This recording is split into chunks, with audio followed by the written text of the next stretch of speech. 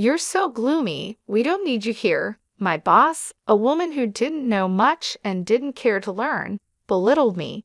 I sighed, looking at her smug face. Well then, I quit, I said, and left the company. Months later, I ran into that awful woman again. Did you ever find a company that would hire someone as useless as you? She mocked. Yes, actually, your major client, I replied. Her face went pale as she realized what I meant. My name is Scott Ritter, and I'm a salesman at a food and beverage company. I'm over 43 years old and work in sales, but in a different way. I don't go out for client visits. I just work on the computer at my desk by the window. Good morning, Scott. Good morning, Paul. Scott, we're going out for drinks after work today.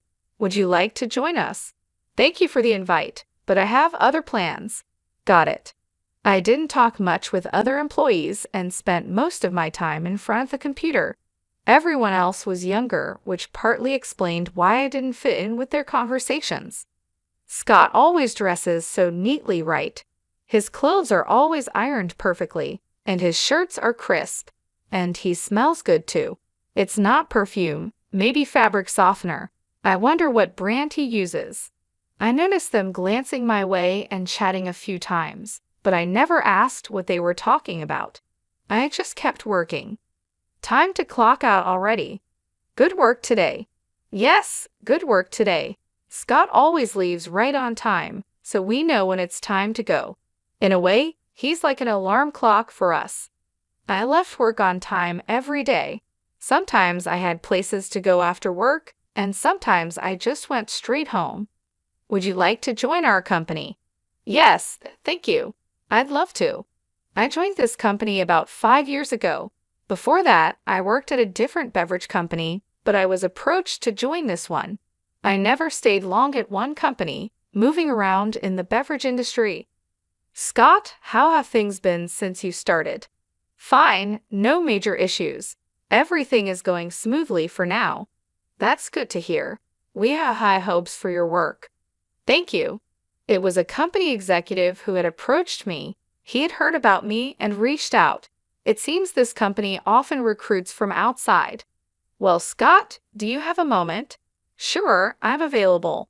I wanted to ask you about sales strategies. If it's something I know, I'll send you the information you need. Thank you. I'll email you later. I'd like to learn more about Company D and a few other things, said Pamela. Got it, Scott. You're the same as always, she replied, understanding my usual straightforward approach. Just then, Michael approached as the younger colleagues were chatting with me. Michael Phelps is the only colleague close to my age in sales, and he's the one who brought me to this company. That's right, thanks for your help with that issue. I'll be counting on you again, I said. Got it. Also, the client wants to go out for drinks next time. Understood. Michael and I had known each other before joining this company, so we could communicate with just a few words. As the only other senior employee, he handled a lot of different tasks. Michael is attentive and single, which makes him quite popular. Let's keep up the good work today, he said, as we enjoyed another peaceful day in the sales department with no major issues. Nice to meet you. I'm Laura Sanko, and I'll be the new department head starting today, she introduced herself when she was transferred to our team. Laura came from a larger affiliated company, and it seemed she had more experience from her previous position. Is that so? Maybe it's a matter of power, someone commented. Who knows, but she's our boss now, so let's hope we can work well together. I sighed quietly as I observed Laura. She was wearing bright red clothes that didn't seem very professional, with heavy makeup and a strong perfume that reached my desk. Her attitude was confident and assertive. Listen to what I say. I'm in a higher position than you, she said, making her authority clear. The thought of her being the boss made me uneasy. Hey, who prepared this document? She asked. Yes, that was me. Read this document, and the client you're handling will now be my responsibility. Am I really changing this now? What's wrong with this document? Figure it out yourself. Look, it's easier to read this way, but in our company, We usually just do as I say, she insisted, making sure everyone in the sales department followed her lead because of her background in a big corporation. She's really the worst. She's all friendly with the young men and Michael, but she's tough on us women, a colleague whispered. I'm just trying to stay out of her way, I replied. It's tough, but let's support each other and get through this. Everyone followed her instructions reluctantly to avoid unnecessary trouble. Sighing, Michael asked, "What's wrong?" "It's about Laura, our manager, as he invited me out for drinks on a rare day off." He sighed heavily, looking genuinely troubled. "Laura has been really on my case lately. Every day she's asking me out." "I see, I get it," I replied, understanding his situation. It seemed she often invited him out for drinks or meals. Michael looks young for his age, so Laura didn't seem to mind the age difference. He's not comfortable with romantic relationships and has his own reasons for staying single, so being pursued like this was a real burden for him. When I talk to female colleagues, Laura scolds them. That's troublesome. Exactly. Michael agreed, clearly struggling with Laura's behavior too. He sighed wearily. Upper management isn't much help either. Yeah, I tried talking to them once, and they were pretty indifferent about it. It's really affecting me. The whole atmosphere in the sales department has changed. Who knows what will happen next? As expected, the sales department went from being peaceful to tense. Everyone was trying not to get on Laura's bad side. "Hey, you," she called out. "Yes. Don't just sit at your computer all day. Get out and work." "I am working though. I've told you to go out and visit your clients.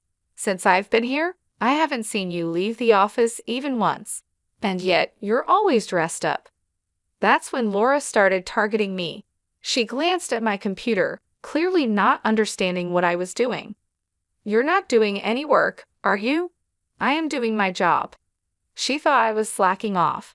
"Besides, you hardly talk to anyone in the office. You just say hello and nothing more."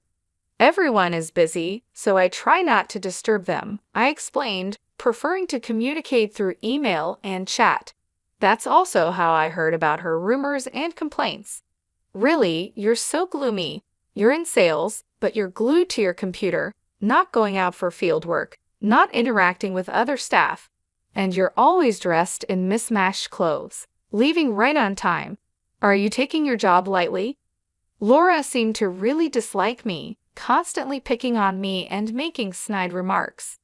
"Scott, are you okay? Laura was hard on you today, right?" "I'm fine," I replied. "She's focused on me right now, so it's been easier for the rest of you. Let me know if you need anything. We're here to help." "Thank you, everyone." The sales staff noticed what was happening and showed their concern. They often intervened by saying things like, "There's work to do," or "A customer is here," to pull her away. Aside from Laura, I had good relationships with others. "What's with that manager? She complains about Scott leaving on time, but she leaves early too." "It's true. I saw her at a bar the other day." "Me too. She was drinking a lot." "How much does she spend on drinks?" "Apparently, she was drinking with business partners, and it's all being paid for with company money." "Really?" More and more, the talk about her wasn't about her work skills, but rather unpleasant rumors. "Are you okay?" "I'm fine. If her bothering me gives you all a chance to work, then it's okay. I'm really sorry if anything happens. I'll help out, and you know what's going on. You've changed jobs a lot, haven't you? If you ever decide to leave, could you let me know?" I nodded, and Michael said, "Thank you," and walked away. Unlike me, Michael has always been the type to stay in one place, but it seemed this situation was making him reconsider. A few months after Laura arrived, there was trouble. The sales department's expenses had increased, leading to orders for cost-cutting. "Why have the expenses gone up? Now we're told to cut costs. It's ridiculous," Laura complained. But the rise in expenses was her fault. Her excessive spending on entertainment was causing the increase. Everyone knew she was frequently out drinking. "I don't want to cut back on entertainment expenses. If they're cut, I won't be able to drink as much. It's your fault, Scott. Why me? You're not working. Having you here is a waste of expenses and salary. You're stealing company money. I was being unfairly accused. I was just doing the job I was assigned. She didn't understand it, but I believed my work was important. To cut costs, I'll start by cutting you. What a mess. You're so gloomy. We don't need you. Pack up your things and get out of the company. Is that an order from the boss? Yes, you're fired, she said with a smirk. I just sighed. Then I quit. Don't ever come back to this office. Getting rid of an incompetent employee will save us money. Without much resistance, I packed my things and left the company. Are you really quitting? Why so suddenly? Laura said I was fired. Well, if she said so, maybe there's no other way. Even the executives couldn't stop Laura's actions, given her connections to a larger company. It seemed inevitable. That day, I resigned and left the company. Scott, please come back to our company. We need you here. We'll talk to the manager, read numerous messages on my phone, all begging me to return. But I had been fired, and there was nothing I could do about it. If you're not here, I don't know how to proceed with our business strategy, a female colleague said cheerfully over the phone. I appreciate everyone's words, but I've been let go. Don't say that, she replied, but as much as I felt for my trusting colleagues, there wasn't much I could do. I already had my sights set on another company, so I stuck to my decision and said goodbye to my colleagues. Well then, Scott, are you okay? Pamela asked. Actually, I was about to contact you. After reaching out to a certain company, I immediately got a call from Michael. He had been out on sales visits and was unaware of what had happened recently. I heard from everyone, are you really quitting, Mark? Michael asked. That's right. Do you have another job lined up? Yes, fortunately. Scott, we've known each other since our previous job, but I have a favor to ask. I've already talked about you. Michael, thank you so much. I really appreciate it. A few months after leaving that company, I found myself at a high-end restaurant for a business meeting. Honestly, the person I was meeting today was a bit difficult to deal with. As I waited at the entrance, I heard a familiar voice. Well, long time no see. Laura Sanko appeared, smirking. Oh look, it's the gloomy window seat guy, she said in a condescending tone. What are you doing here? Surely not eating, right? You couldn't possibly afford a meal here, could you? She mocked. Did you ever find a company that would hire someone as useless as you? She continued, clearly unaware of my current situation. Well, actually, it can't be anything important, right? She interrupted, not giving me a chance to explain. She continued with her mocking laughter. What would a useless non-worker like you be doing at such a high-end restaurant? Are you part of the cleaning staff? It's just like you to try to look cool. It doesn't suit you at all. I'm not part of the cleaning staff. I'm here for work today. Work, huh? That's a word for people who actually work hard, like me, not for incompetence like you, she sneered. Today I came here as a sales manager for a business meeting, not like you, who just sits at a computer. As I grew tired of her endless chatter, someone approached us. Hey, sorry I'm late. I've been waiting for you, Director Charles. It was Charles, the director from the major restaurant chain Bloom Dining. I shook hands with Charles, and Laura suddenly bowed her head. Director Charles, thank you very much for your valuable time today. Seeing that it was Director Charles, Laura quickly started to butter him up, showing just how important this business meeting was for her company. Hi, Laura. Looking forward to working together. But really, if both of you had arrived earlier, you could have waited inside, Charles said to me with a friendly smile. Laura looked confused. What? Scott is involved in this business, she muttered under her breath, clearly shocked. Shall we go inside, then? Charles suggested. Yes, let's, Laura replied, still trying to process what was happening. Prompted by Charles, we proceeded into the restaurant and were guided to a private room. What's going on here? Laura whispered to me, still confused. Don't rush, you'll understand soon, I whispered back, making sure Charles didn't hear. Once inside the private room and after the attendant had left, I prepared my business card. It was time to clear up the confusion. Here is my business card, I said, handing it to Laura. What? Really? Laura's eyes widened as she looked at the card. It read, Scott Murphy, head of Bloom Dining Food Research Department. You asked earlier if there was a place that would hire me. Well, I was picked up by your major client, I said with a smile. Laura's face turned increasingly pale. After leaving that company, I had contacted Charles. I had known Charles for a while and had previously received an invitation from him. I'm glad you joined us, Scott, Charles said. Thank you. I look forward to working with you. The pleasure is ours. We're grateful to have someone with your talents join us. We'll be counting on you. Yes, I'll do my best. So I joined Bloom Dining and took on the responsibilities entrusted to me. Just like at my previous company, my work was recognized, leading to a smooth promotion to my current position as the head of the department. Is that really possible? Laura mumbled, still in disbelief. Is something the matter? I asked. No, it's nothing, she replied, shaking her head with a pale face. She couldn't believe that the person she had deemed incompetent and fired had now become the head of a department in a major corporation. It can't be right. You are the incompetent, gloomy one. Laura was stunned. What am I supposed to do now? She whispered to herself. The reality that her business negotiation partner was someone she had ridiculed and treated poorly, and the fact that her company was now in a weaker position, seemed to overwhelm her. It was a complete reversal of our previous situation when she had fired me. Now, it was time to see her skills in business. So well, she stammered. How are things going with this matter? Charles asked. Laura seemed unable to deliver her usual smooth sales pitch, glancing at me often, still shocked by the earlier revelation. Eventually, she left the meeting in disarray. Did you know Laura? She seemed quite concerned about you, Charles asked after we saw her off.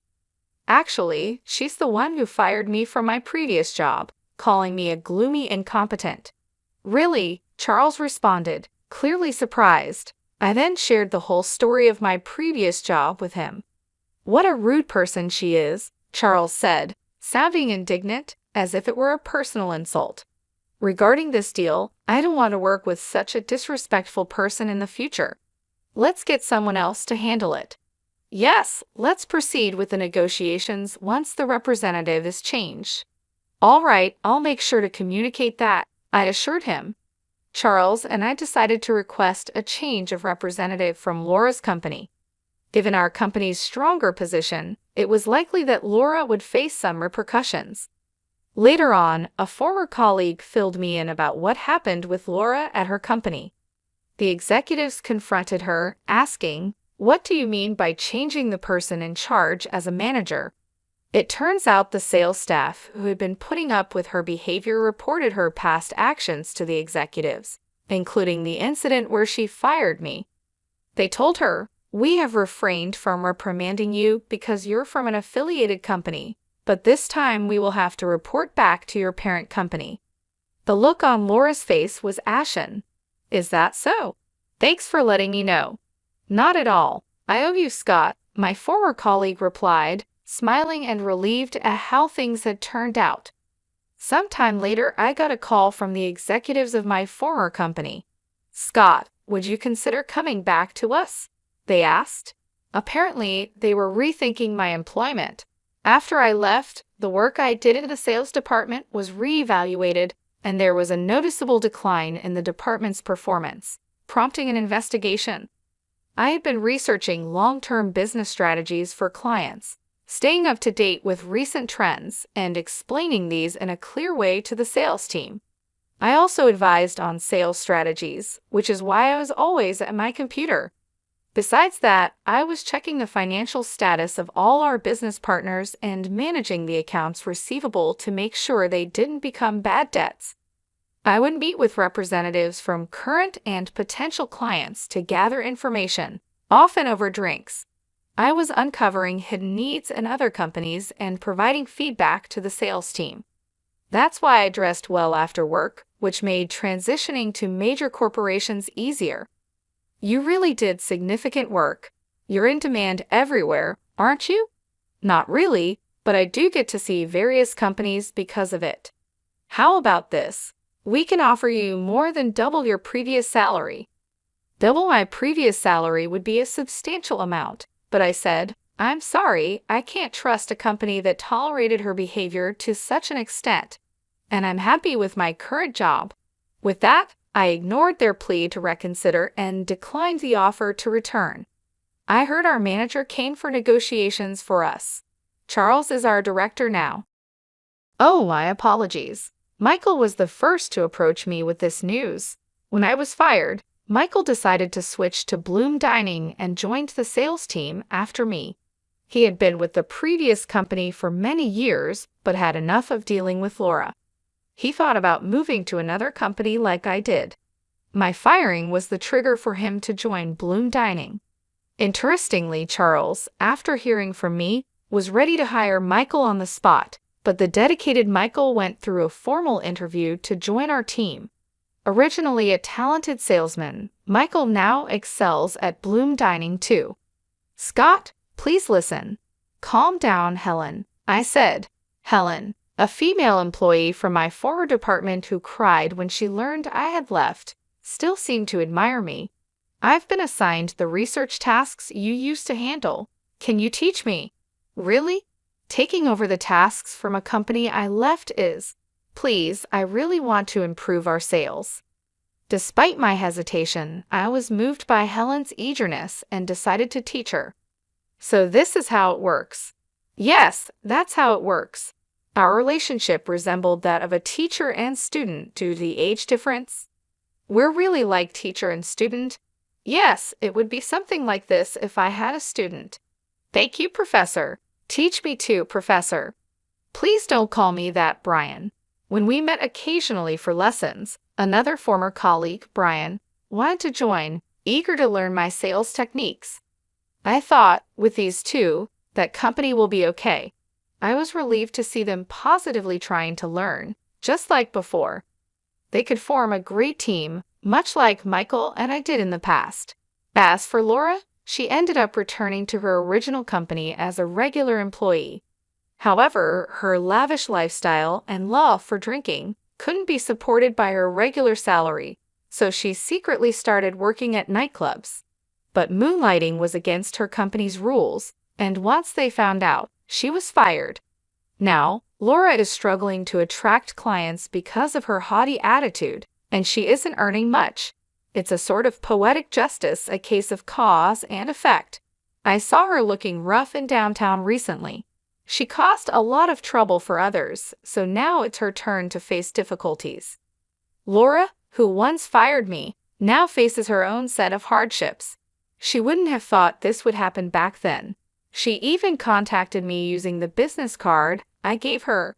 Could you hire me at Bloom Dining? She asked. That's impossible. At least contact Michael, I told her. She contacted me too many times and was becoming a nuisance, so I passed her messages to Michael. He replied, I'm sorry, but I'm not interested in people like you, and frankly, I dislike you.